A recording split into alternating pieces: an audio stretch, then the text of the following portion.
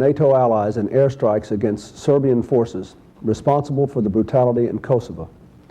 We have acted with resolve for several reasons. We act to protect thousands of innocent people in Kosovo from a mounting military offensive. We act to prevent a wider war, to defuse a powder keg at the heart of Europe that has exploded twice before in this century with catastrophic results. And we act to stand united with our allies for peace. By acting now, we are upholding our values, protecting our interests, and advancing the cause of peace. Tonight I want to speak with you about the tragedy in Kosovo and why it matters to America that we work with our allies to end it. First, let me explain what it is we are responding to. Kosovo is a province of Serbia in the middle of southeastern Europe, about 160 miles east of Italy. That's less than the distance between Washington and New York, and only about 70 miles north of Greece. Its people are mostly ethnic Albanian and mostly Muslim. In 1989, Serbia's leader, Slobodan Milosevic, the same leader who started the wars in Bosnia and Croatia and moved against Slovenia in the last decade, stripped Kosovo of the constitutional autonomy its people enjoyed, thus denying them their right to speak their language, run their schools, shape their daily lives.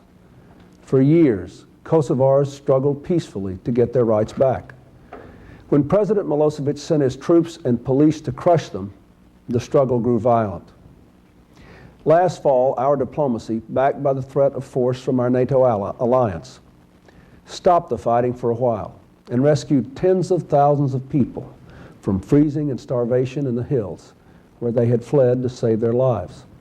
And last month, with our allies and Russia, we proposed a peace agreement to end the fighting for good. The Kosovar leaders signed that agreement last week. Even though it does not give them all they want, even though their people were still being savaged, they saw that a just peace is better than a long and unwinnable war. The Serbian leaders, on the other hand, refused even to discuss key elements of the peace agreement. As the Kosovars were saying yes to peace, Serbia stationed 40,000 troops in and around Kosovo in preparation for a major offensive and in clear violation of the commitments they had made. Now they've started moving from village to village, shelling civilians and torching their houses. We've seen innocent people taken from their homes, forced to kneel in the dirt and sprayed with bullets.